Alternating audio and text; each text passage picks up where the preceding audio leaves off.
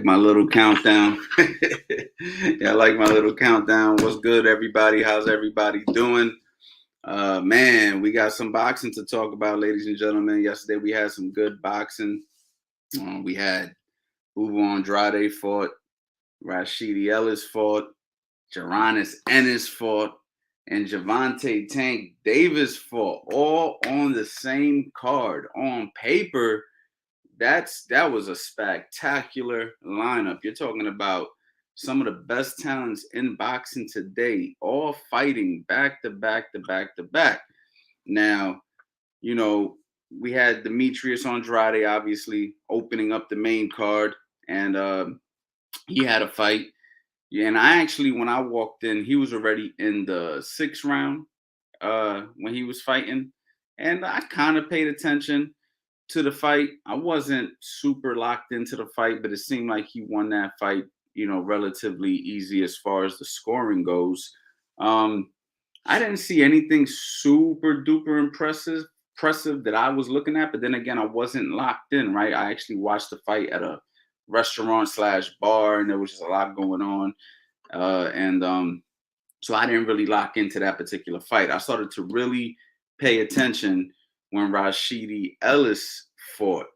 Now, I'm actually starting this live a little sooner than I wanted to, right? Because Eddie Chambers was supposed to get on here, but he ain't going to be able to get on this live probably for a little bit.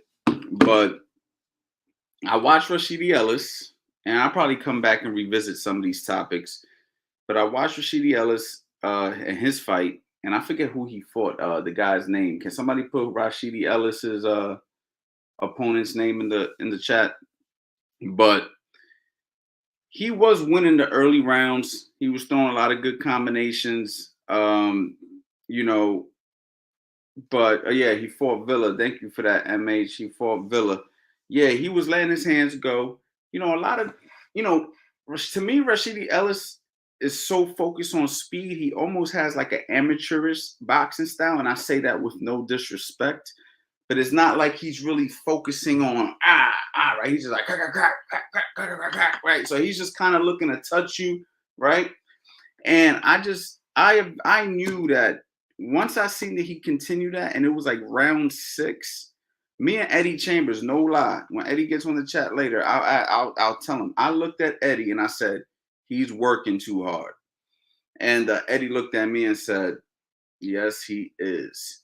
And as the next few rounds started to show, we started to see the breakdown, right? You started to see his conditioning start to fail a little bit. He started to get caught with shots that he shouldn't have got hit with.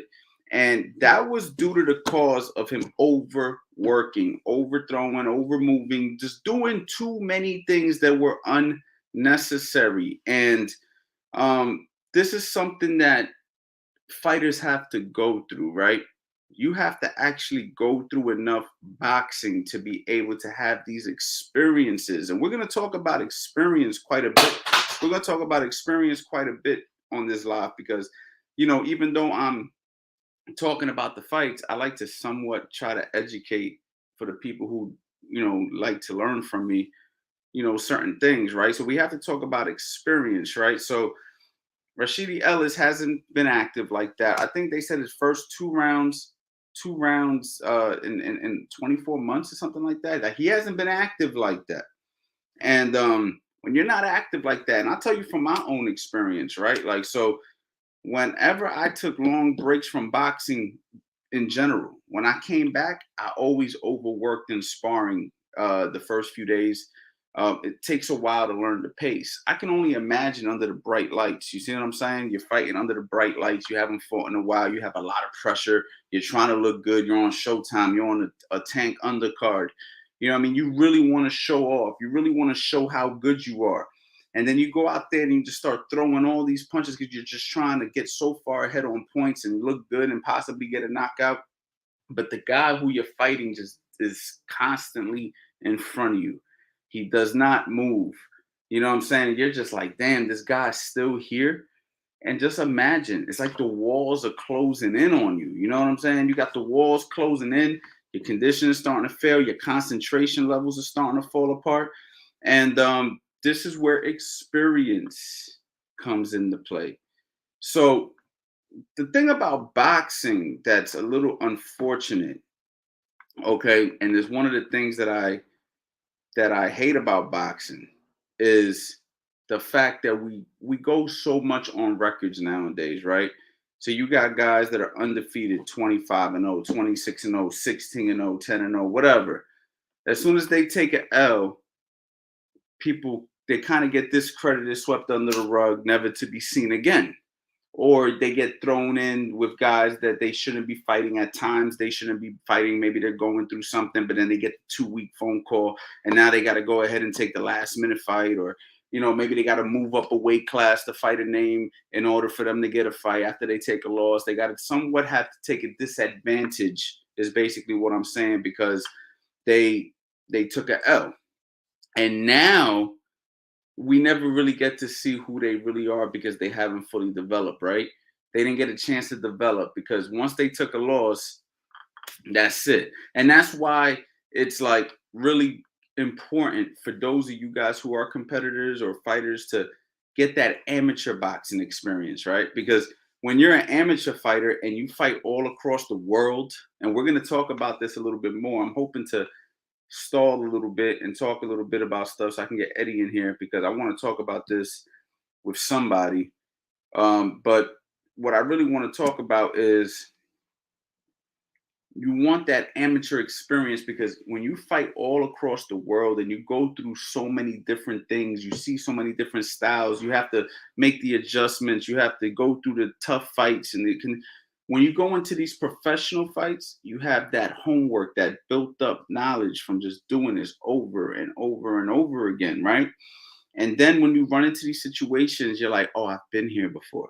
So for instance, a guy like Rashid Ellis, I know he has an amateur pedigree, but a guy like him, right? He took this loss, even though I'm not even saying, I haven't even gotten into if I think he lost or not yet, which I'll talk about in a second. I'll say right now, I don't know if he lost or not because I wasn't sitting there with a pen and a paper, right? But based off of what I was looking at, I thought Rashid Ellis probably won by 1, maybe 2 points. I thought Rashid Ellis did enough in the fight to win the fight.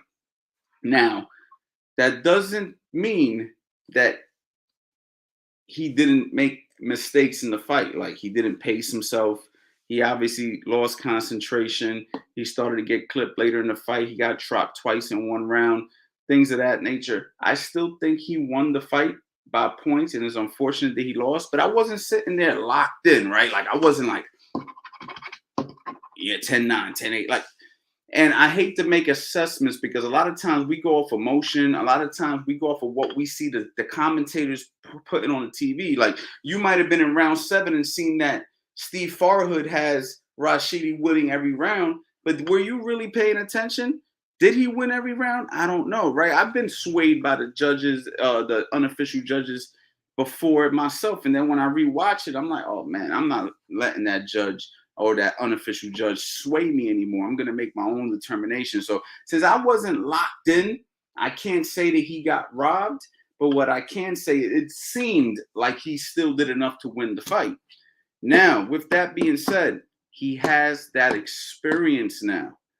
So hopefully Rashidi Ellis does not get swept under the rug as, oh, overrated, told you he's a bum, told you this guy can't beat nobody, he lost to Villa, blah. Hopefully that doesn't happen.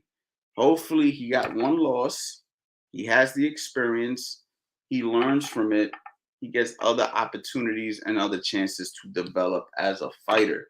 And that's what we have to try to do more in boxing as fans, is understand that you need developmental fights and you need situations that are going to expose areas that you need to discipline yourself in so you can get a chance to come back and do it again a second time. Back in the days, all the good fighters had losses. You know what I'm saying? So a lot of good fighters lost early in their career and then went on tremendous winning streaks. So we have to make sure that as fans that we petition, like, good fight. You lost. Get back in the gym. You know you got to work on pacing yourself. You got to work on some other things. There's things I see that Rashid Ellis needs to work on. And one of the main things that I see Rashid needs to work on is his upper body movement. He relies too much on his footwork. He keeps his head in the middle for too long. Um, he wants to put too many punches together. He needs to learn to sit down on his shots. He needs to learn how to use upper body movement, set up shots, things of that nature. But he's been fighting for so long in one manner. It's going to take a few fights. It's going to take a few camps. It's going to take a trainer who's going to teach him these things in order for him to fully develop it and really take it to the forefront. And hopefully he gets that opportunity to do that. But for the most part, what I will say is big shout out to Villa for hanging tough. Big shout out to Villa for hanging tough because he was losing. He never gave up on himself. You know what I'm saying? He had issues in the fight, obviously, and he stood the test. He stood tough. You know what I'm saying? And that's the reason why he was able to. That's the reason he was able to get through the fire, right? He was able to get through the fire. Let me see who's in here, man. First of all, first and foremost, man, my man MH and Tank is a beast. Big shout out to you, man. We got the lunatic libertarian in the building. What's going on? We got Ramon Diaz. Is Boo Boo still under the zone? I don't believe so. I think that's why he was fighting yesterday on Showtime. I think that's what happened there. We got what's going on? Love your work, coach. I appreciate that. YouTube Owl, man. This ain't really a Q&A, but does it really take 10 years of practice to master the jab? Listen, man, it's going to take your whole life to master everything in boxing. And guess what? At the end, you probably never even mastered it.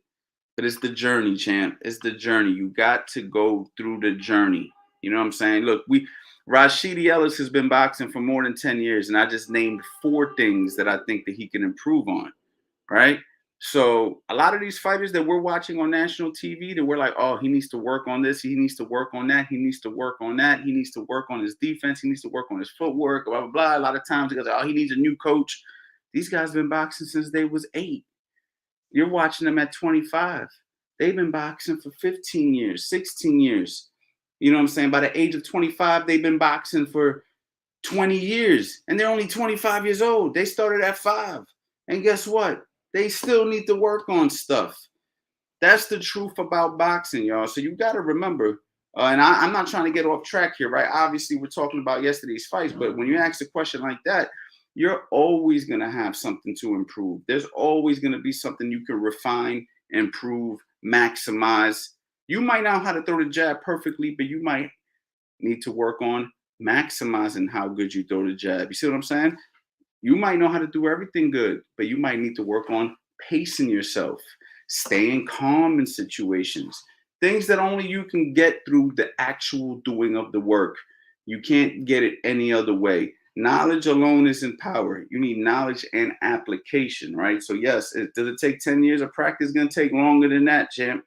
But along the process, you're going to have successes as long as you work on it every single day. You're going to have successes. You're going to have successful sparring matches, successful fights, successful training sessions because you're working on it repetitively, man. It's repetition, repetition, repetition. Anyway, let's move on and let's continue to talk about boxing. All right. Trying to go through some of these comments right here.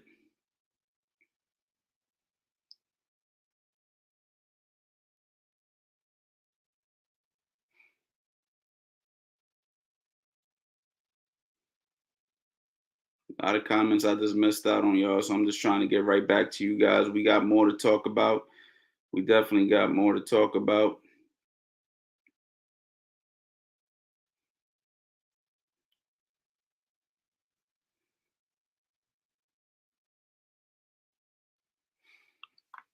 Coach, people are programmed to the Mayweather Performance platform, undefeated as the main promotion tool, along with championship fights run world champions beat without a loss. Yes, and it's not just Mayweather. Let's not blame Mayweather for this. This has been going on for a long time. Boxing has been promoting themselves and promoting their fighters like that for a long time, even back in the day. But the difference between back in the day and now is they still made the matches, But being an undefeated fighter has always been one of the main promotional tools that the promotionals use. You know, boxing promotion has a few things they like to do. They like to promote knockouts. They like to promote undefeated records, right? They like to promote explosiveness in fights. Even guys who just, they just hell of exciting fighters. They like to promote countries, right? If you're a Mexican fighter, a Ukrainian fighter, a black fighter, a Puerto Rican fighter, right? This is like the formula for boxing. You know what I'm saying? This is how they get countries behind people, and this is how they get the fans excited.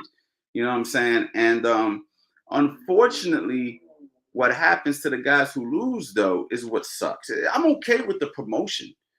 You know what I mean? Promote it, make it, hype it up, undefeated. Yeah, great. Let's do it. But let's not throw them under the bridge after they lose, though. That's the problem I got. You know what I'm saying? If you got 4 losses, who did you lose to? 4 good fighters? Like, I'll give you an example. I play a game called Fight Night Champion. Anybody who thinks they can beat me in Fight Night Champion, put it in the comments below. All right. So anyway, it's funny. And the reason why I bring up Fight Night Champion, all right, now this is, again, getting off track. But my record on Fight Night Champion is like 1,000 and something wins and like 2,000 losses, right? So if you was to look at my record, you would be like, oh man, coach is a complete bum. I'm going to kill him. But I've beaten some of the best people that's ever played that game, right? Like the top guys who's ever played Fight Night Champion, I beat them. And you know how I beat them? By all them losses, all them wins, all that experience that I've had over the years of playing the game. Now, I just never erased my record, right? I can erase my record and start over. I probably have a positive record. But right now, since I just said I'm going to keep my honest record, it looks horrible. But it just shows you that's how many losses it took for me to be able to beat some of those guys, right? That's called experience. That's why the amateurs are so good. You go through the amateurs and you have all these fights, and then you win, lose, win, lose, win, lose, win, lose, win, lose, lose, lose, lose, lose, lose, win, win, win, win, win, lose. Then you get to the professional records, you erase the record, you start over. And now you're like, man, I done been through it all. I've been up, I've been down. You know what I'm saying? I've had tough fights, I've had close fights, I've been robbed, I done won fights I probably shouldn't have won, whatever. That amateur experience translates excellent in the pros. And in the professional rankings, it's the same exact thing. If you give these guys an opportunity to fight again after they lost, and they actually learn from the loss and don't let the loss deter them, they can still be the best fighter. You know what I mean? They can still be one of the best fighters. I mean, example, Canelo. He lost to Floyd Mayweather. After that, went on to be the name of boxing, the face of boxing. Because they didn't sweep him under the rug, right? They were like, you lost, but you're still marketable. So since you're still marketable, we're not going to sweep you under the rug. We're going to give you more opportunities to grow. But we're going to market you. Why? He had a look. He's Mexican.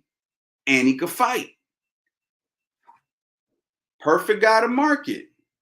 Right? How many Mexicans do we know with red hair and freckles? Right? It just, that alone gets attention. Who's the white boy? Nah, he ain't white. He's Mexican. He's Mexican. Oh, now all the Mexicans are proud. Yeah. And now the promotion is like, yeah, let's get this money. Let's make sure that we get him fights and we make sure that we continue to prepare. But with other fighters, if they're not marketable, he lost. Get rid of him. Or he wants to fight again, throw him in there with the best fighter in the division. Oh, he wants to fight again, he got to go up 5 pounds and he got to fight the best fighter in a division higher than him. You see what I'm trying to say? And then when he loses again, because most likely that's what's going to happen, he's going to lose again because the odds are against him. Or they're going to be like, has so-and-so been in the gym?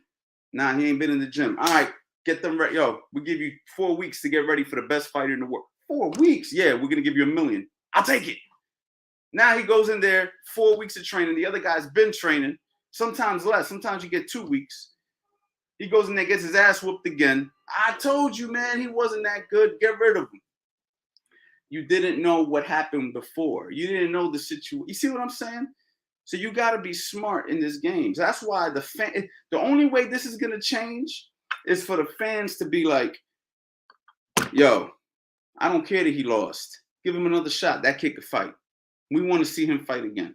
You know what I'm saying? That kid is good. Let's see him fight again. If we really care enough to do that. If not, then we're going to have to allow these situations to do that. Let me go ahead and send this link out before we start talking about Boots. I definitely want to talk about Boots. I know a lot of people definitely want to talk about Boots because we got to talk about Boots. Let me see here. Give me 1 second.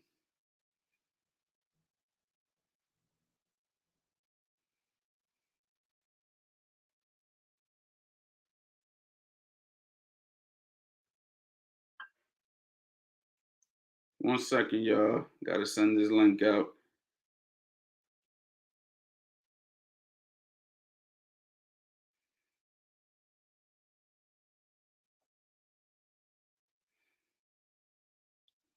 Let me know what you guys are thinking about what I'm saying in the comments, y'all. Yeah, you guys are chopping it up. That's good. Give me 1 second.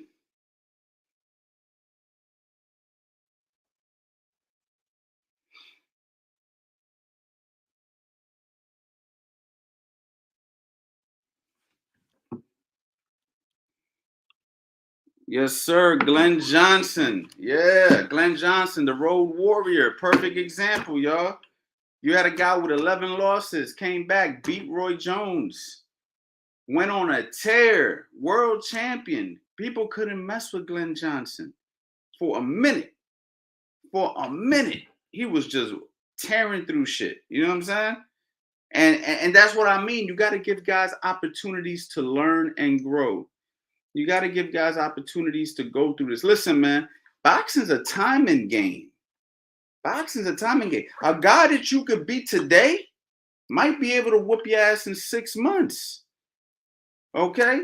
You got to understand that.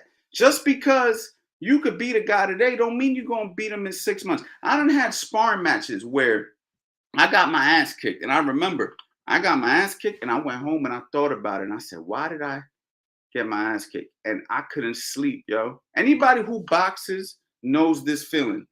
Somebody gets the best of you and you can't get it out your head. I mean, literally, I'd go to sleep, think about it. Wake up, first thing I think about is that. I'm at the gym, I'm thinking about it. I go back to the gym, I can't wait to spar again because he got the best of me. And I'm just like, I can't let that slide. And then the next time I spar him, I do better or I get the best of him. There's been times where I've gotten the best of a guy and I thought that I had that guy figured out. A week later, that motherfucker whooped my ass. Boxing's a timing sport. It all depends on some variables. It all depends on certain things, certain dynamics. How was your mentality? Are you going in with injuries? Are you overconfident? Are you underconfident? Are you overestimating? Are you underestimating? How was your training? You know what I mean? What's going on in your personal life? There's a lot of shit, man. This boxing thing ain't all about just, yo, I got more skills than you. More skills. Everybody named Mother got skills who know how to fight. It ain't about skills. It's the intangibles. There's a lot of other things that come into this that make the fighters the best fighters in the world. You know what I'm saying? And this is what makes boxing difficult. Learning the skills can be difficult for some people, but what really makes boxing difficult is the intangibles that come with boxing, right? Because we all could do this. Look at that. Look at that. Look, Eddie. We got Eddie in the building. Yo, Eddie, throw it. Huh? Throw a jab. Hold the phone with one hand, throw a jab. Okay, watch me. Looks the same. Right? Yeah. Throw it right hand. Hold on, let me see if I can do this shit. Hold on. All right, watch this, y'all. Looks the same. Man, me and Eddie are on the same level. Yeah. You know it ain't about that. If me and Eddie worked out together, you might see a slight difference. But Eddie probably whooped my ass. You see what I'm trying to say? Easy, right, Eddie? This guy. No. I said probably. I still gave myself a chance. You definitely did. All the way out, Eddie. That's right. And that's I didn't cut myself all the way out. I still got that puncher's stand. I might catch Eddie slipping. You see what I'm saying? But regardless of that, you might be able to win the session. It happens sometimes. But what I'm trying to say to the people is is the intangibles that separate the fighters from winning and losing. It isn't necessarily the skills, because we know the same shit at a certain level. At a certain yeah, level, of course. we know the same stuff as all the other variables that go into it. And I was talking about what you call it, Rashid Ellis losing yesterday. So Rashid Ellis lost the fight, and what before I even say anything, because you just get on the line, what did me and you say to each other in round 7? You know, he said by 9, 10, 11, 12, he's going to be in a fight. He's going to be either coming.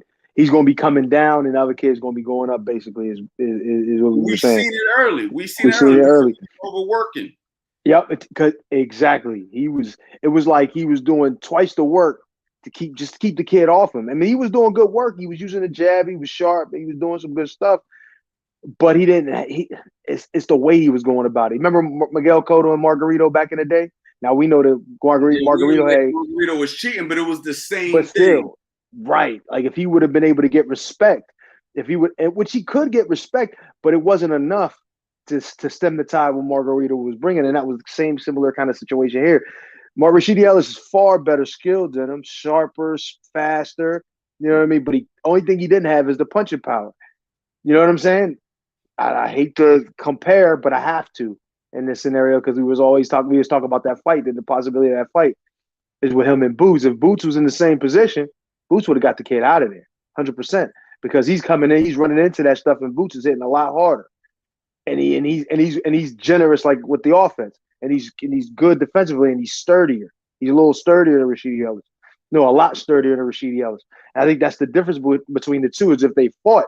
Styles do make fights though, and you never know. You know what I mean in a situation like that. But we think, and I think I can speak for both of us, think that Boots would have handled that work. But now you see. And we're going to talk about Boots because there's a lot to talk about with Boots. That's definitely coming up. That's true, too. That's true, too. That's going to be the hot topic, I think, that we need to definitely cover. But going into the fight, I did think that Rashid Ellis won the fight on record. I'm going to say it for the record. Yeah. Based I can see that. I looked at, I think Rashid stole it with the early rounds. Mm-hmm. But I didn't sit there with a pen and paper. We were talking. We were doing other stuff. So I can't say it was a robbery either. No, it wasn't. Because if I pay attention to the fight closely tomorrow, I might say, you know what? There's a swing around in round 3. There's a swing around in round 7. And okay, I can see how they came up with that assessment. So, big shout out to Rashid Ellis. Hopefully he could bounce back from this. And the reason why I talked about this too is that the problem with boxing today is as professional fighters, you guys don't get enough chance, or at least nowadays more so than before, you don't get enough chance to develop, because when you take a loss like this, you get swept under the rug as he's done. Right. You know what I'm saying? And that's wrong. And if he does get an opportunity again, which I think Rashid Ellis is okay because he's built up enough name, but he may get an opportunity where he has the disadvantage, right? They might say you get a big fight with a weight class a little higher, or they might get him on 2 weeks' notice, or they might throw him in there with somebody who's a little bit overmatched for him because he hasn't had enough development yet. So the problem with a guy like Rashid Ellis losing yesterday is just unfortunate, because now in order for him to get it back, he's going to really have to get it back, because he lost the fight that he shouldn't have lost technically. Like, he should have won. People expected him to win. He was winning the fight, and he let it slip due to overuse of his energy. And I really believe that's the reason he lost yesterday. Yeah, it's unfortunate for him. You know what I mean? He's a talented little fighter. He has he has good skills. He has the ability. He has what's necessary to make it to that next level, which he was already at the high level. He was about to have an opportunity for an eliminator for a title, which I don't necessarily think he would have won, but he's there. He's arrived to that level. It's unfortunate that you run into this kind of situation, and these kind of fighters are out there. You know what I mean? The guys like this, like Villa, who's just going to be there. And I want to talk about that because we got to talk about Boots. So let's talk about Boots, the elephant in the room, Boots, right? So Boots, Jaron Ennis, somebody who we know personally, fought yesterday. A lot of hype behind Boots. We've seen Boots in the gym. You've sparred with Boots. I mean, we know Boots. We know Bozy Ennis. We're friends with them. We know them. We respect them. We go to their gym. They give us open doors, hospitality, all that. So I have nothing but positive things to say about the Ennis family. I think they're probably one of the best boxing families in boxing. Philadelphia, definitely, that I've seen. Now, with all that positive stuff being said yesterday, Boots is so good that he kind of let us down a little bit by winning every round. Isn't that ironic? Yeah, why ain't he knock him out in the fifth? He let us down by winning every single round. But I understand why people are let down. I do understand it. And I'm talking like a coach right now, and I'm going to let you chime in. But I'm talking like a coach, so I'm not talking like a biased person. I'm not talking like a friend of their family or anything like that, or even in a disrespectful way at all.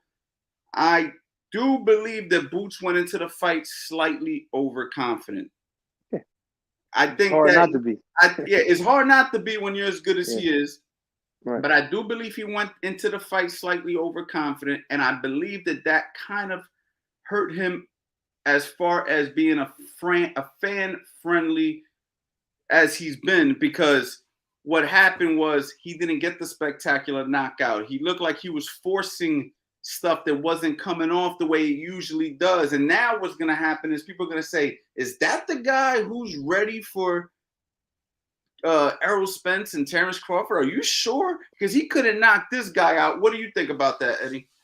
Honestly, like you said, there's so much hype behind what was going on. He's hurting people, destroying people in the gym. He's destroying people in the fights. He's destroying people everywhere.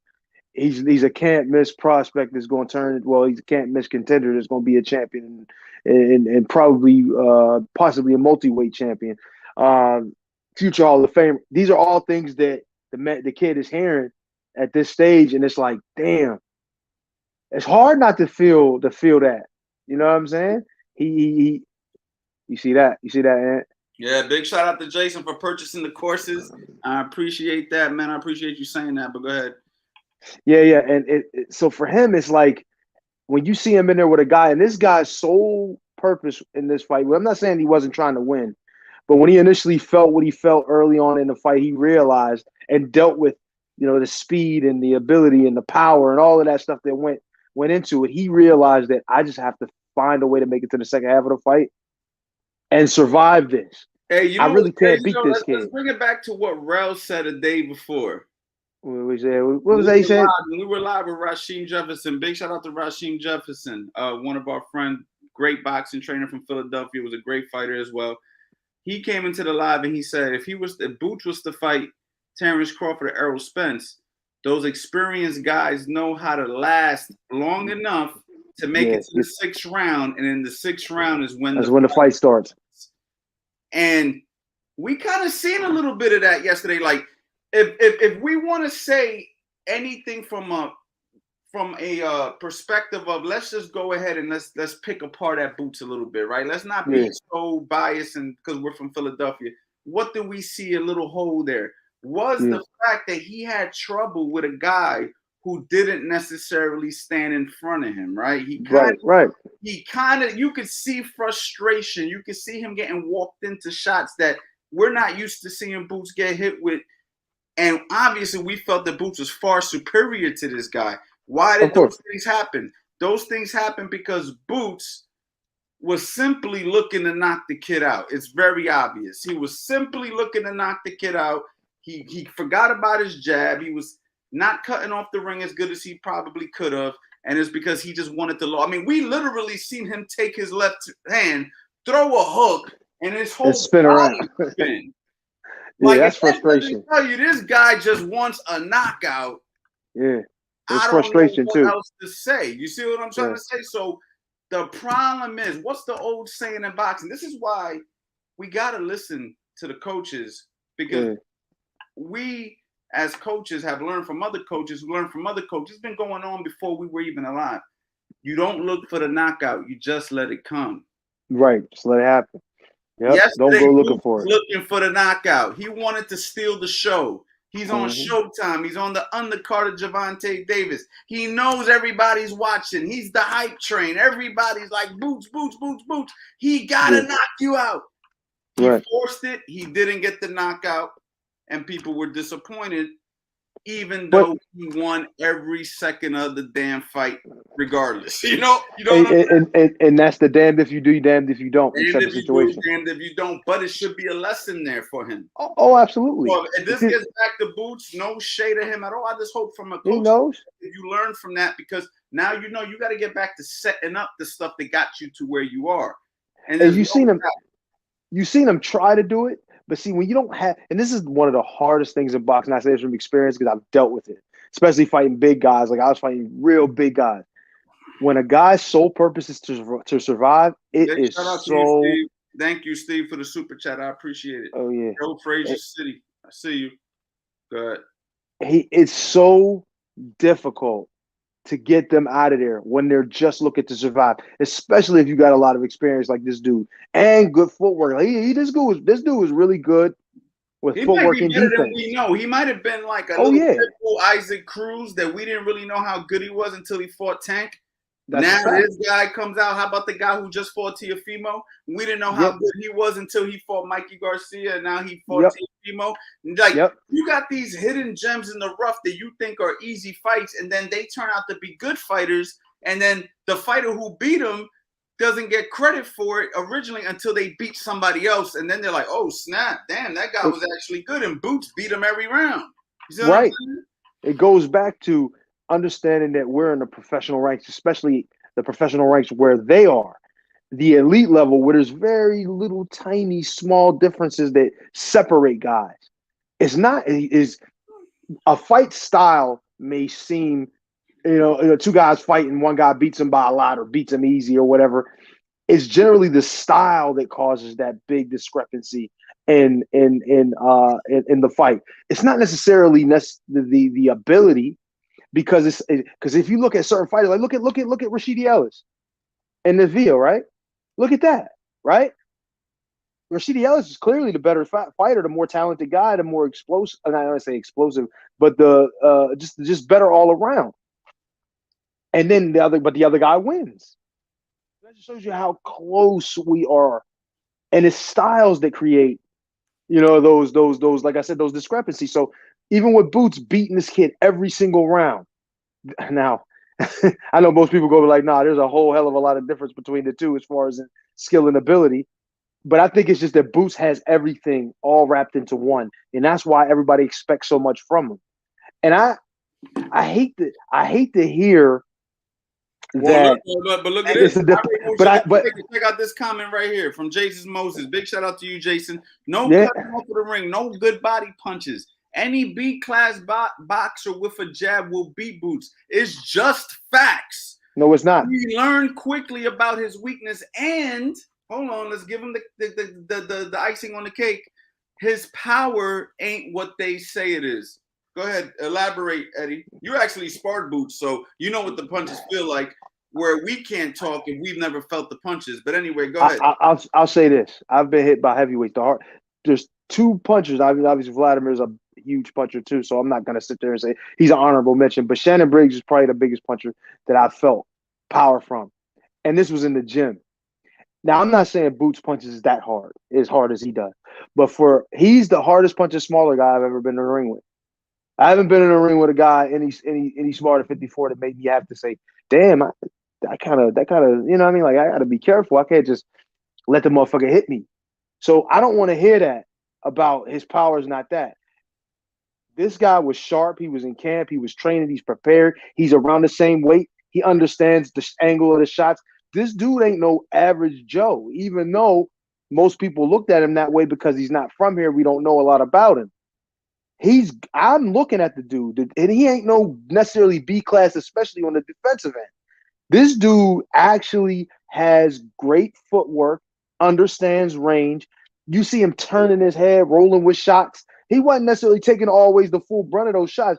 If Boots would have had him in front of him for any length of time, he would have been able to hurt the kid. You've seen him hurt him a few times, not necessarily like wobbled him or buzzed him, but you've seen that he was feeling that shit. 8-ounce gloves, I'm telling you, he's going to that statement that he made about any B class fighter will beat Boots. Come on, bro. Like you gotta be a little more knowledgeable about it than that. This is good for us to like. I highlighted that comment for a reason because I want you to know how most people who's never fought before think. Right. And this is what I'm saying. And see, no this is the thing. disrespect and no shade, but I just know that you haven't fought before if this is how you're thinking, because the truth is anybody who's fought can see that Boots simply just wanted to get him out of there. And he wanted to put a show on. Like exactly. I seen Boots doing things. I think Boots doing things yesterday that he didn't have to do just to try to play to the crowd, right? Like he would switch southpaw unnecessarily.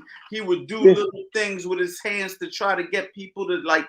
He was trying to showboat. He wanted people to really be excited about it. Want to entertain. And what happened was, I think it backfired because he didn't stick to the script how he should have to do what he wanted to do.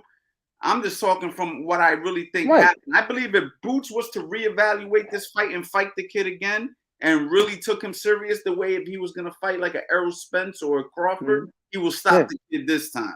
He might, but he might not. This dude wasn't about getting stopped. And I'm telling you, it's the hardest thing in the world sometimes to stop a dude. Listen, I fought guys in 6-round fights that were like, come on. Like, you should have stopped that dude. I fought this guy. His name was Marcelo Nascimento, right? And I wasn't over in the UK.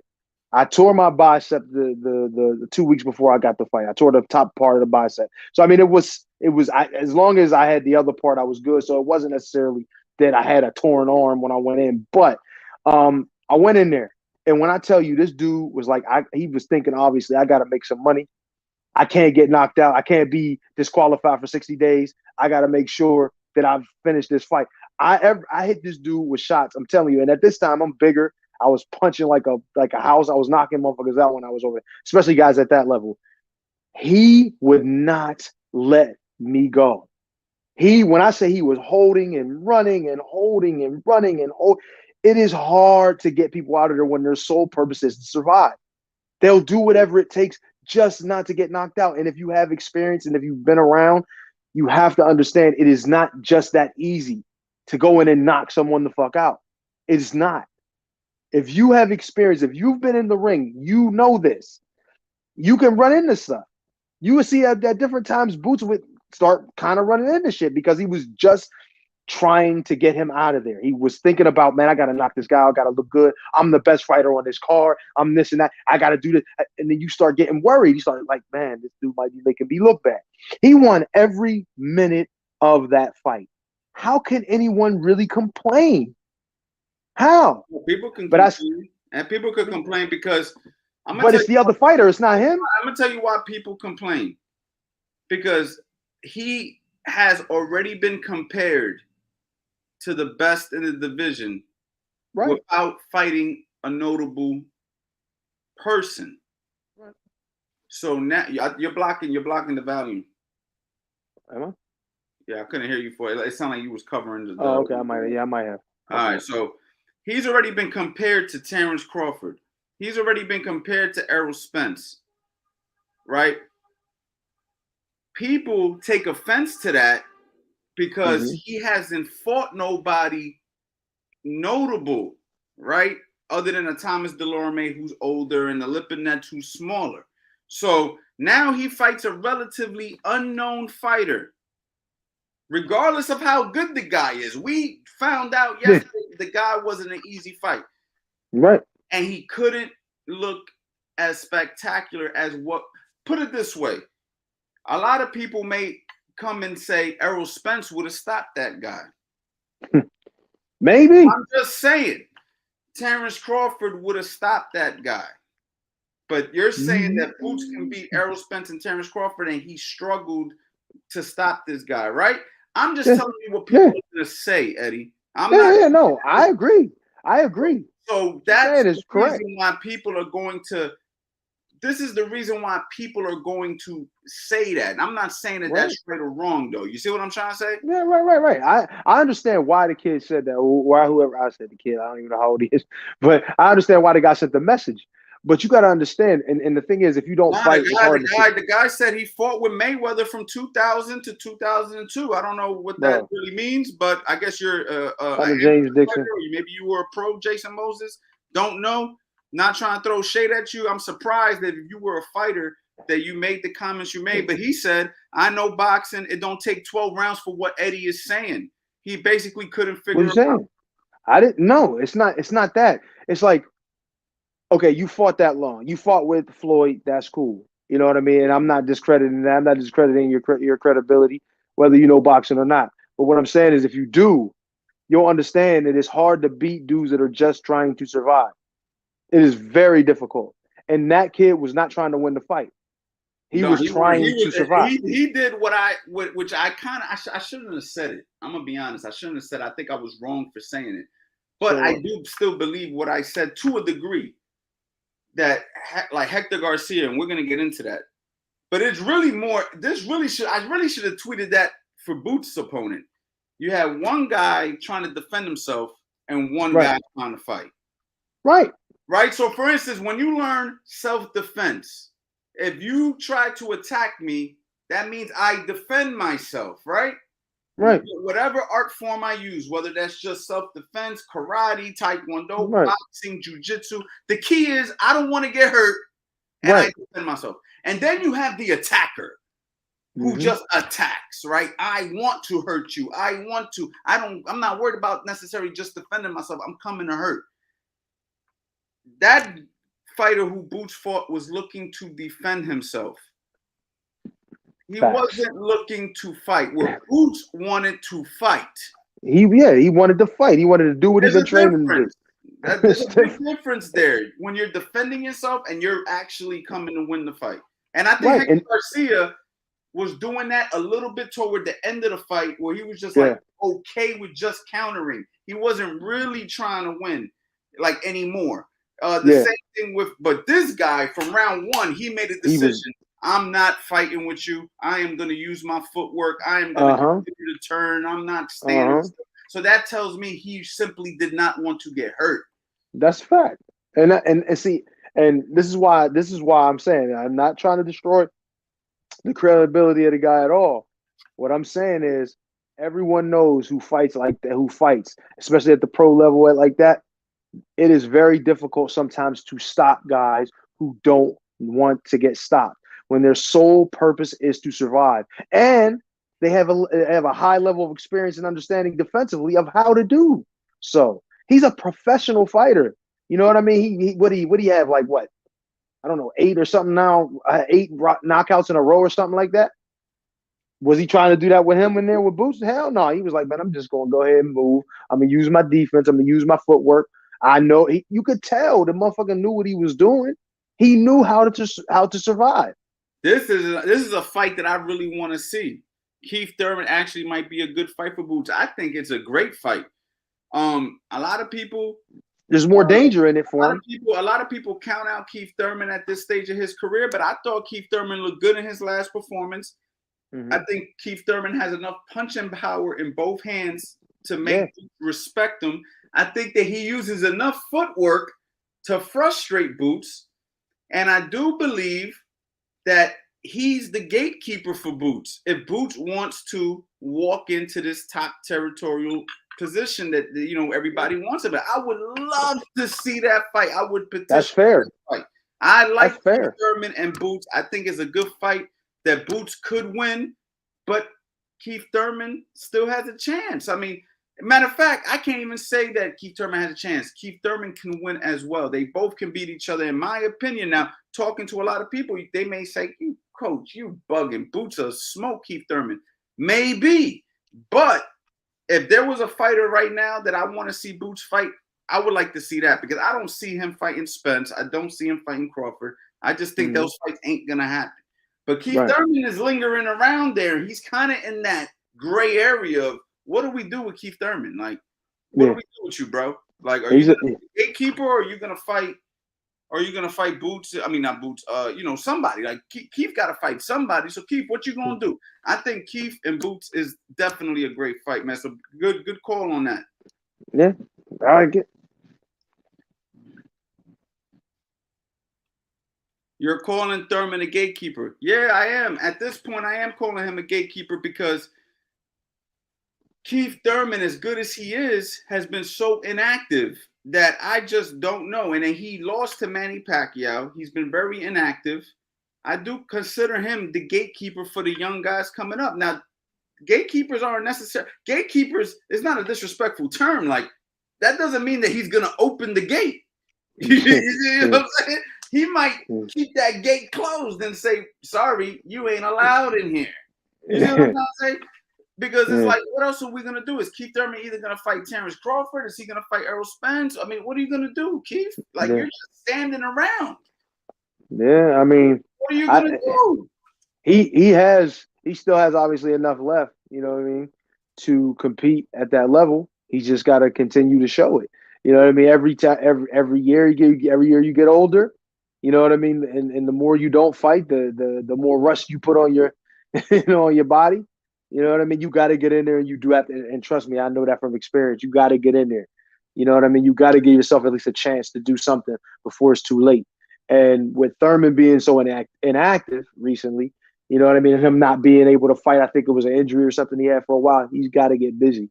And I mean, I think he still needs another fight before he was trying to fight Boots or something like that. To be honest, to just go straight into a fight with Boots is going to be crazy. How about this one? This was actually a good one, Coach Anthony. How about Roman Villa, who beat Rashid Ellis? Is that a good fight for Ennis?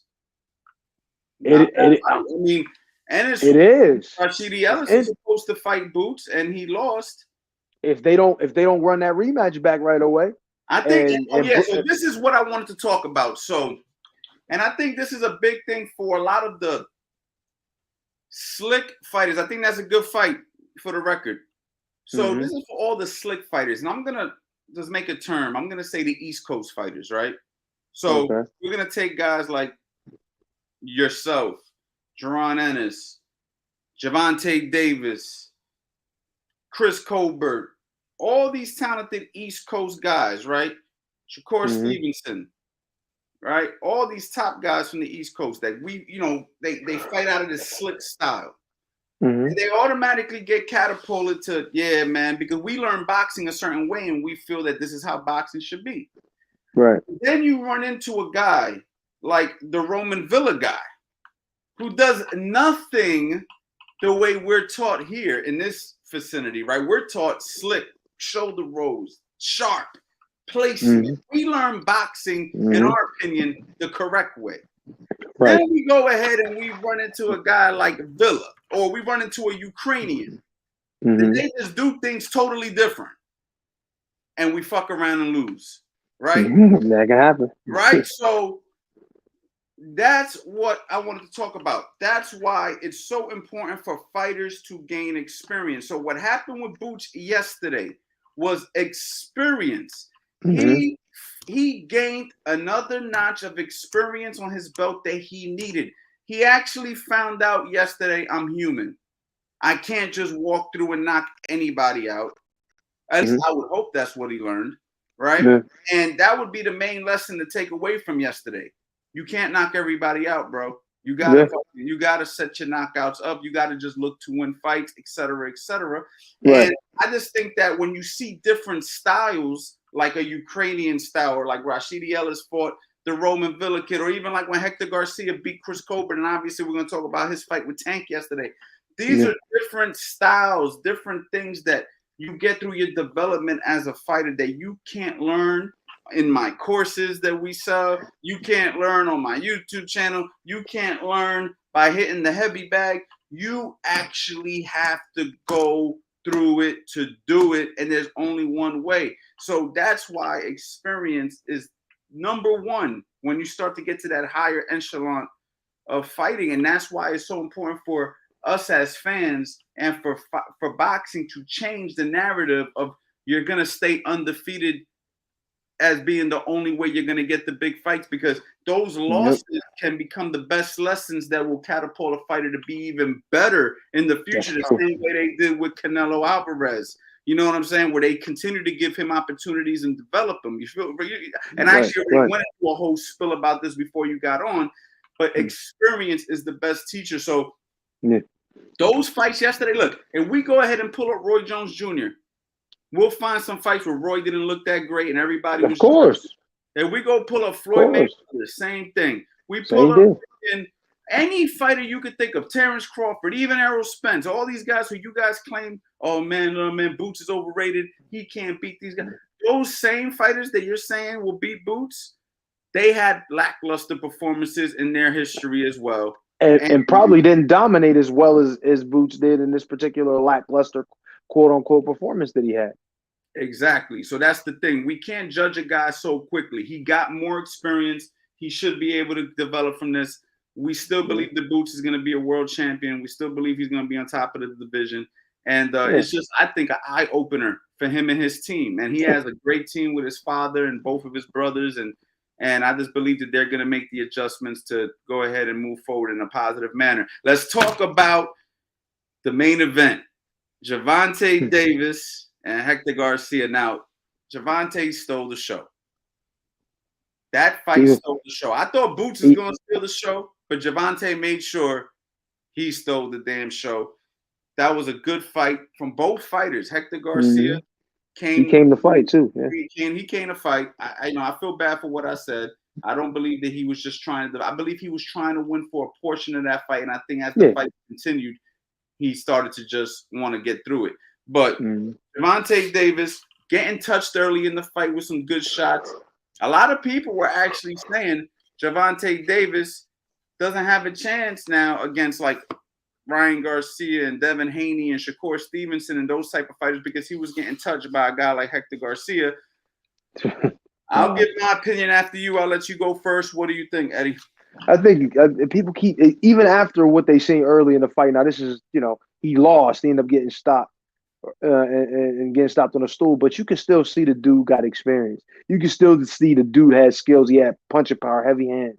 He understands it. He got 400 fucking amateur fights, bro. The dude was an Olympian. The dude knows the game. He knows how to fight. He would be, if they never turned pro, he might have had a better record. I mean, a better career as an amateur than Ryan Garcia did. Ryan's just more popular. He's just more explosive. What you see is like, oh shit, he looked good. He looked better. He this, he that. That's where y'all get it from. It ain't got nothing to do with what he's actually doing in the ring. This dude has an actual fucking resume.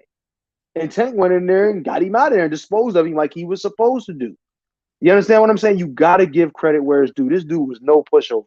This wasn't really no warm-up fight. This was a fight in itself that he had to win. And he came and passed the shit with flying colors. Stop doing that. I do when you hear these lay fans and and sometimes it bothers me, but then again, I should understand it. You know what I mean? People are not gonna, they're not gonna understand it to the level that we do. You know what I'm saying? They're just gonna look at it for its face value. Oh, this guy's better because I heard his name before. That's not necessarily true. Shit, Tank can get in there with Ryan and dispose of him like he wasn't even there a lot easier than he would Hector Garcia. That can happen. Probably not, but it can. Because it's just Ryan is so much more popular. It's a popularity contest nowadays, man. I'm telling you, with this YouTube boxing and all these other things going on, people will forget what belt is out there and what belts are important and all that. It's not going to be going out of line. I'm telling you, belts are not going to be as big of a deal. Right now, early on in your career, you need belts to validate you as a fighter. But as you've seen, like what I was talking about yesterday, we was talking about like Floyd and Pacquiao when they fought. Do y'all even remember what belt they fought for? No, because it's Floyd and Pacquiao. Who gives a shit about the belt? There should really only be one belt, man. Honestly, right? Per division, there should only be 8 belts in the game. You know what I mean? One for each division, and that's it. You know what I mean? So therefore, eliminate a lot of the champion nonsense that's going on. But that's a whole nother topic, man. But talk about Tank, man. Tank, you just seen what I like about Tank is, and the reason why we have to respect Tank and understand that he's not to be played with is he's coming to win that fight. Mm-hmm. You Mm-hmm. can see as the fight progressive, he just gets meaner and meaner and meaner as he warms up, as he's really trying. And I'm not saying he can't be beat, but what I'm Mm-hmm. saying is he's so skillful and he's so fast and he's so sharp and he hits so hard that at any point of the fight he can catch you. And Yes, sir. that's what makes Tank a danger. Even a guy like, let's just say he's fighting a guy like Devin Haney and he's losing Mm-hmm. 6. He can still catch Devin at any point in that fight and put him out. Same thing with Shakur. Same thing with Brian Garcia. I'm not saying he could do it, guys. So let's just make sure you guys don't. Oh, what are you saying, coach? What I'm saying is he has the ability to really do that. Like, because he's that good of a puncher, skill-wise and power-wise put together. And this is why you can't count him out against any fighter. Even if Tank was to lose a decision on one of those guys, he can come right back in the very next fight and beat the guy who And beat him. beat the guy. You know what I'm saying? Like, he's one of those guys that could be in the division for as long as he wants to and be a serious threat. Mm-hmm. I agree, 100%. You know what I mean? And it's like with Devin Haney. I'm using him as an example. Not the biggest puncher, but one of the most skilled fighters, that's out there right now. You know what I mean? At any weight, really, he's really that talented. But he doesn't have that eraser that he needs, and then to get the respect over a consistent basis from round to round with a Tank is just hard for me to say. I think he can outbox Tank for 12 rounds. He can. He may be capable, but when I see him fight Kambosos, and Kambosos will land, even though he dominated him easily, he'll still land shots, good shots every now and again. I can't see that being allowed by Tank. You can't allow Tank to land those kind of shots because it might not just be one, and it might only need to be one. You know what I'm saying? It might only need to be one, but it probably ain't going to be the only one. He's going to be catching you with multiple shots at different times on the inside, even from the outside. He's explosive. He's a very difficult fight for any elite fighter in that division. Extremely difficult, and it could be, like I said, it only takes one for him. As you've seen, he hit Hector Garcia with a couple shots, and the shit was over. You know what I'm saying? He basically he realized, I think he said he got hit in the head one, and he couldn't see out his eyes. Like, damn, how hard is this dude really hitting? You know what I'm saying? But it's really hard to bet against Tank. You know what I mean? Because he just has, like I said, he has the ability to land the shots. Yeah, but not only just exactly, and that's what makes him different than other guys who just hit hard. Right, exactly. He hits hard, but he's also as skillful as anybody. Like the way he was shoulder rolling and coming off, you know how hard it is to actually execute that. Yes, I do know how hard it is. Very fucking hard. In the gym, we drill stuff like that in the gym, but to be able to just shoulder and fly a straight left hand off the shoulder like that, like Floyd does, like. And remember this, and that's southpaw versus southpaw. They're not used to that being a thing. So him doing that, like he's fighting like it's righty versus righty, southpaw versus southpaw is basically the same thing. So him rolling that shoulder and coming back, doing the James Toney or Floyd Mayweather style counter right hand, that's just not a normal thing that he does. So to be able to just pull that shit in the middle of a fight, that's pretty impressive. 100%. In a high level fight like that. 100%, man. Super impressed with Gervonta Davis. I think that he's a heavy hitter for sure.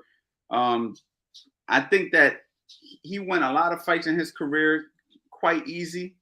But his last few performances have been against good fighters, not the top tier, but good enough fighters for you to be like, the kid's the real deal. We need to see the fights with him and the top guys. I mean, they just have to happen. I mean, we got to see Tank and Ryan. We got to see Tank and Devin Haney. We got to see Tank and Shakur. Like, we got to see these fights. They have to happen. If we really want to find out who's the best. Gervonta Davis should not be, out here not fighting those kind of guys. He's definitely ready right now, been ready to fight those type of guys. And it was a really, really good performance from Tank. So, and big shout out to Hector Garcia, man. I think Hector Garcia, he came, he tried, he did what he could, and he's still gonna be around for a little bit. But we don't know what's really gonna happen with his career moving forward after this loss, especially if he has some eye damage. We don't know. I mean, that could be something that deters the rest of your career, honestly. So we really don't know where it's gonna go. But overall, man, I'm really happy with the card. Yesterday we had a good time. We went out. We didn't go to the fights, but we had a good time. We hung out. You know what I'm saying? It was nice. Eddie watched me eat a cheesesteak because he doesn't eat. No, mess with that. Nah. but tell him about them 8 insomnia cookies you got yesterday. It was 12. It was 12. It was 12. Eddie, check this out, y'all. So tell me if this makes sense, ladies and gentlemen. So it doesn't. We go out to Pat's and Gino's yesterday, right at the end of the fight. We in Philly. I get a cheesesteak. Eddie goes, I can't eat that. I'm a vegan. So he goes across the street to Insomnia Cookies, and he gets 8 cookies. All right, all different kinds of cookies. The s'mores cookie, the regular chocolate chip, all different flavored chocolate chip cookies.